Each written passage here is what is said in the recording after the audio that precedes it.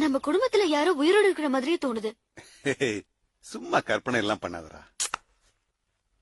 இல்ல மாமா, தோணுது. அப்ப நீ சின்ன குழந்தைடா. அன்னைக்கு நடந்த பயங்கரத்துல யாருமே பொழைச்சிருக்க வாய்ப்பில்ல. நம்ம வீட்டுக்கு போறப்போ என் பக்கத்துல நம்ம ஆளுங்க யாரோ இருக்கிற மாதிரியே தோணுது. அப்படி தோன்றதுல ஒன்னும் தப்பு இல்லம்மா.